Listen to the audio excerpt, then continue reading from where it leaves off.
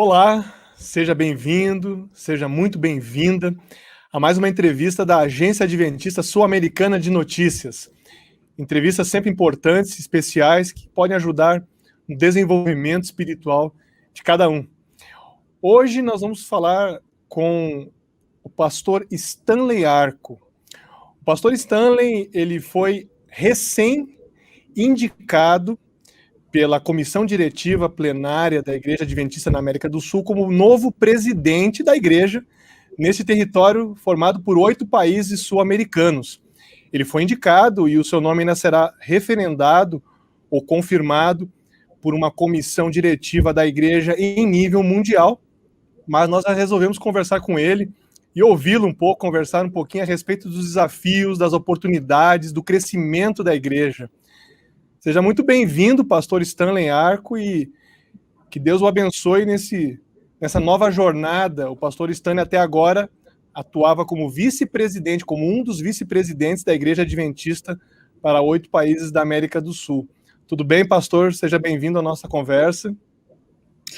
Muito obrigado, Felipe. É um prazer estar com vocês e estar de maneira especial nesse momento falando um pouquinho da bênção e do que é a Igreja Adventista do Sétimo Dia na América do Sul. Pastor, é uma grande responsabilidade, né?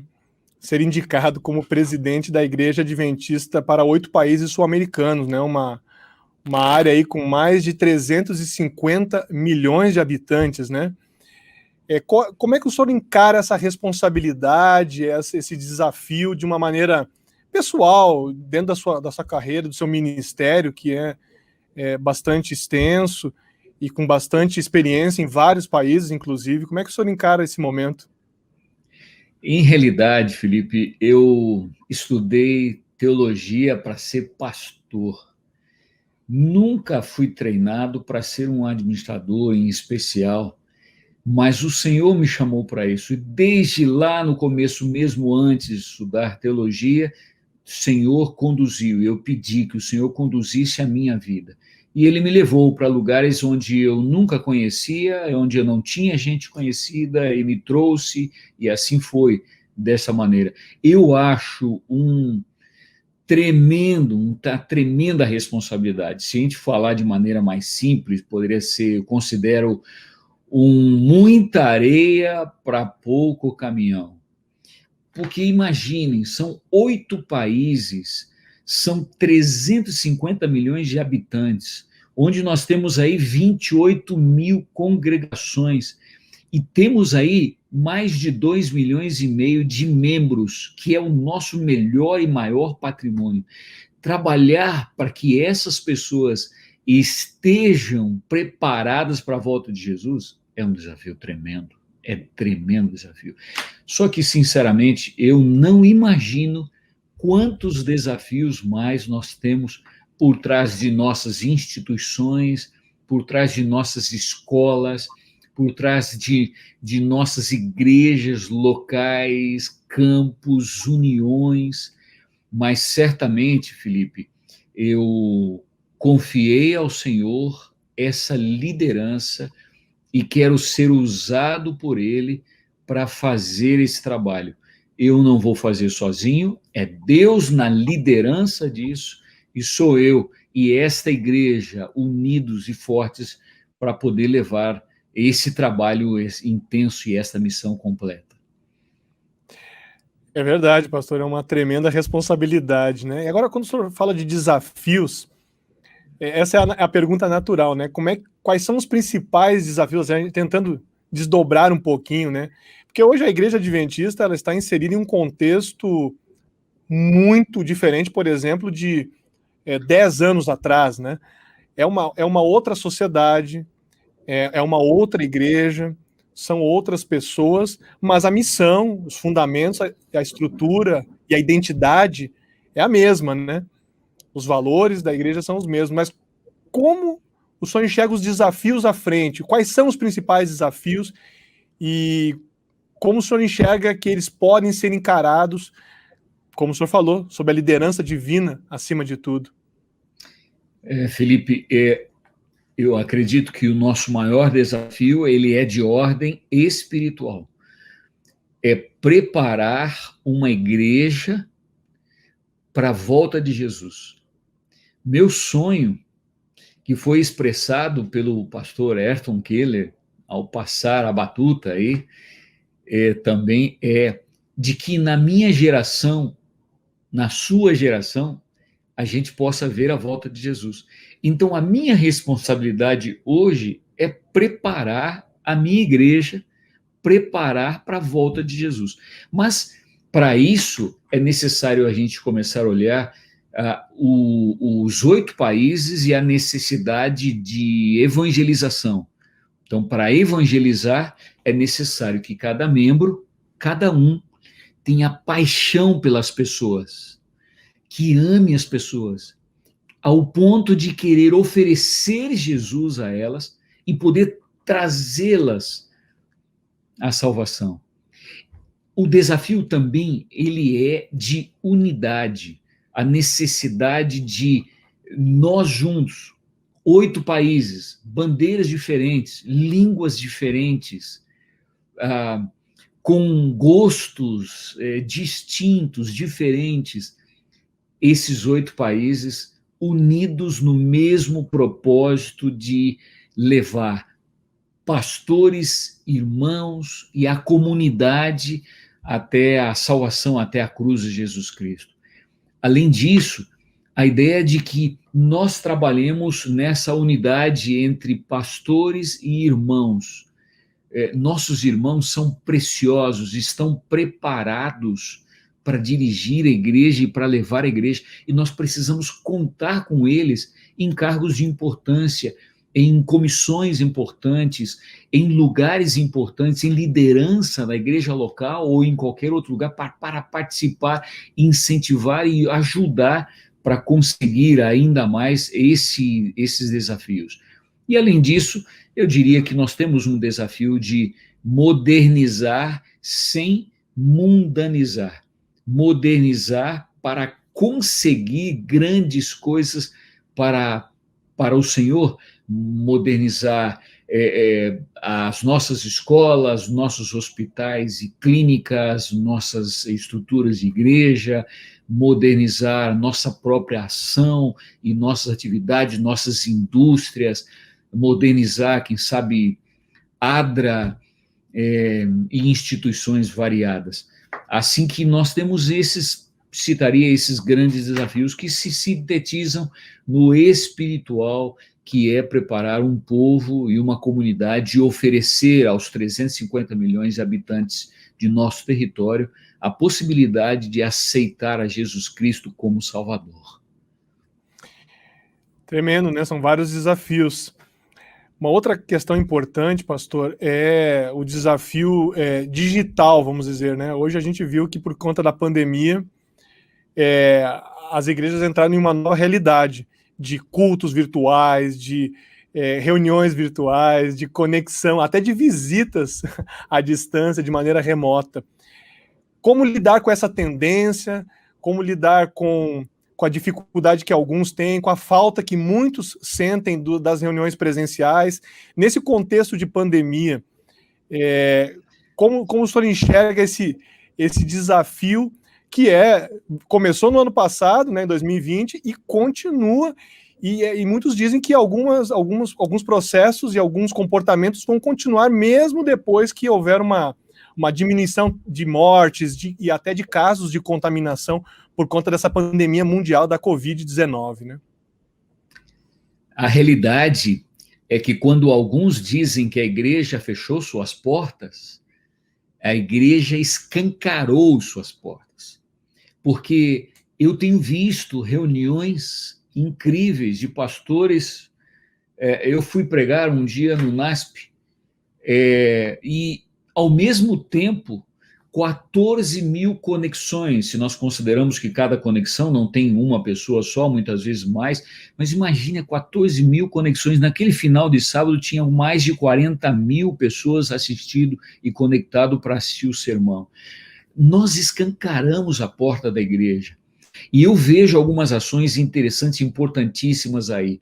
Eu vejo, por exemplo, na minha casa, esta semana, da igreja onde somos membros chegou algo especial, com uma cartinha especial de carinho, de amor, por parte do pastor, e dizia: se você está sentindo a ausência do nosso abraço, aqui quero dar o nosso abraço virtual desta maneira, e junto tinha um pãozinho, um pão delicioso, integral, com um suco de uva. É uma iniciativa fantástica. Estou lembrando do meu irmão.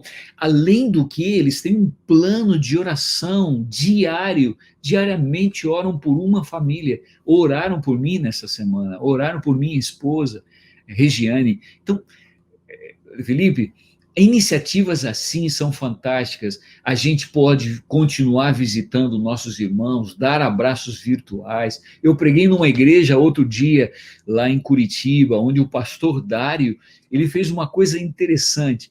No final do sermão, depois do hino da oração, ele falou: irmãos, obrigado pela presença, eu quero agora, estou aqui à porta da igreja e quero despedir a todos vocês. E ele um a um falava e abraçava e dizia: eu estou orando por você, olha, não esqueci daquele pedido, estou buscando uma solução, e assim por diante. Há maneiras de nós nos aproximarmos, porque as pessoas são o mais importante que nós temos, e temos que amá-las, temos que ajudá-las, atendê-las. Há pessoas que estão passando fome, e aí entra, nós temos a ASA, temos a ADRA. A ADRA agora está fazendo um projeto, uma campanha de esperança. Olhem para quem tem fome, para poder alcançar, porque há muitas famílias que não têm como conseguir o alimento no lockdown, no fechamento das oportunidades. Então, nós estamos oferecendo não só para a igreja, mas para a comunidade desses nossos 350 milhões de habitantes, uma condição para poder ajudar. E no digital, nós temos como fazer isso de maneira muito mais rápida, objetiva, e alcançar essas pessoas que precisam e carecem. Há muito mais para ser dito. Não sou tão digital por minha idade, né? Mas aí vamos, e espero que todas as igrejas, pastores, estejam envolvidos nisso, para escancarar, assim, a porta da igreja para receber amigos, visitantes, parentes, porque nós estamos oferecendo o amor e a salvação de Jesus Cristo às pessoas. Com certeza, todos nós vamos crescendo nessa comunidade digital de apoio, de fortalecimento, de ajuda solidária. Última questão aqui, pastor, nós podemos falar muitas coisas, mas no primeiro momento acho que a gente pode destacar uma palavra sobre o apoio aos pastores de igrejas, aos pastores que são líderes em departamentos, aos pastores que estão nas escolas, aos pastores que estão nos hospitais, na capelania, aos professores de teologia, né, que às vezes muitos não vêm, mas são professores que ajudam a capacitar e a instruir os futuros teólogos, né, os futuros pastores.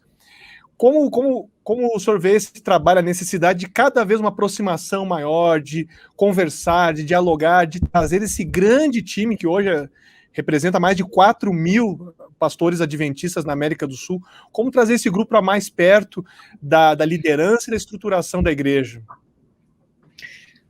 Felipe, você me coloca num aperto aí de vez em quando.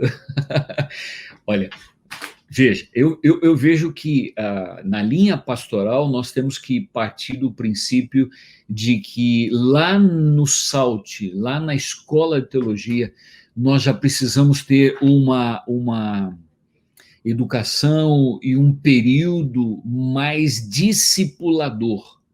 Ou seja, tem a teoria, tem o estudo da Bíblia, tem estudo de filosofia, mas nós precisamos um pouco mais discipulador, pessoa a pessoa, olho no olho, atenção e ajuda. Os pastores precisam ser formados nesta linha, para que eles saiam à igreja e vejam a importância dos membros, dos líderes que trabalham com ele e dos diferentes desafios. Ao mesmo tempo, nós falamos nos professores. Esse grupo tem passado dificuldades sérias. Primeiro, de um momento para outro, vai para o virtual, aula virtual, dentro da sua casa. Depois, vai para o híbrido, não sei qual é pior, mais difícil. esse grupo precisa ser atendido, ajudado, muitas vezes está estressado, está complicada a sua situação, precisamos do carinho, da atenção, e lá nas nossas universidades, lá nas nossas faculdades, prepará-los já para poder ser melhores ainda com a principal filosofia, e a filosofia de salvar, de redimir. E eu me lembro também, não posso deixar de lembrar dos nossos amigos colportores. O que é um colportor? Colportor é aqueles que vivem de evangelizar, oferecendo livros em diferentes lugares, de casa em casa, de comércio em comércio. Esses nossos colportores precisam do nosso carinho, nosso abraço, nosso estímulo, nossa motivação, porque eles estão passando situações e momentos difíceis aí. Mas não posso deixar de lembrar também aos nossos queridos médicos e enfermeiros das nossas clínicas e hospitais. Eles têm trabalhado intensamente para poder atender a nossa população, atender a todos aqueles que precisam. Nós lembramos também da universidade, a nossa universidade, a UAP e a UPU, que está preparando médicos para os nossos hospitais, com a filosofia do voluntariado, com essa visão de atenção, de apoio, de ajuda, visando não simplesmente a sua comunidade, mas ampliando o seu leque para atender o seu país, para atender o mundo em si, nessa amplidão. Veja, esses homens e mulheres, essas mulheres professoras, pastores, médicos e colportores precisam, sem dúvida nenhuma, do nosso carinho, da nossa atenção para poder fortalecê-los ainda mais. É um grande grupo, são muitas pessoas, são muitas forças que vão se unindo para ajudar e fazer a igreja acontecer, né, na prática. Pastor Stanley, vamos ficando por aqui, o senhor com certeza vai acabar falando mais em outras entrevistas, vai falar muito ainda, vai estar presente em vários programas, em vários produtos comunicacionais aí da igreja, por muitos anos aí. Muito obrigado, tá? Que Deus abençoe muito nessa nova jornada, nesses novos desafios e nessas novas oportunidades de fazer um trabalho que engrandeça o nome de Deus e ajude as pessoas, como o senhor falou muito bem, que ajude efetivamente quem está sofrendo, quem no momento como esse que a gente vive, está triste, e mesmo quem não está tendo perdas de familiares, mas está tendo perdas financeiras também. Então temos muitos desafios aí. Muito obrigado, que Deus o abençoe. Obrigado, Felipe. Obrigado. Eu posso deixar aqui uma passagem bíblica, por favor? Eu gostaria de desafiá-los, por favor, aqueles que estão participando conosco. Nossa força, às vezes, parece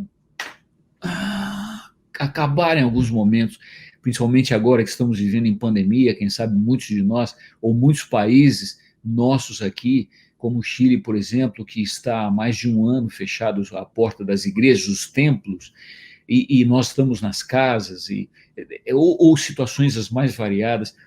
Quando nós estamos, quem sabe, no último fio de força, Deus tem um privilégio para você.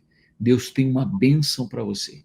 E ele diz em Atos, capítulo 1, versículo 8, para mim, para você, para nós como igreja, para nossas instituições, para todos nós, jovens, crianças, adolescentes, adultos, homens, mulheres, ele diz assim: mas recebereis poder ao descer sobre vós o Espírito Santo, e sereis minhas testemunhas, tanto em Jerusalém, como em toda a Judeia e Samaria, e até os confins da terra. Recebereis poder. Confie no poder que Deus tem para dar para você, para mim e para a sua igreja. Vamos juntos, cada dia, clamar por esse poder, para que nós sejamos uma Bíblia aberta a nossos vizinhos, aqueles que estão ao nosso redor, dentro de casa, com nossos próprios familiares. Receba de Deus diariamente o batismo do Espírito Santo. seja reavivado com a graça maravilhosa do estudo da sua palavra e da oração em cada momento. Que Deus possa abençoá-los. Muito obrigado, Felipe. Muito obrigado, Igreja da América do Sul. Conto com as suas orações, por favor, e vamos juntos preparar um povo para a volta de Jesus. Muito obrigado, pastor Stanley. Deus abençoe a todos que estão nos acompanhando, e outras informações, inclusive sobre a indicação do pastor Stanley, você pode encontrar em noticias.adventistas.org. Continue conosco, acompanhando as nossas entrevistas, os nossos programas. E um abraço e até uma próxima oportunidade.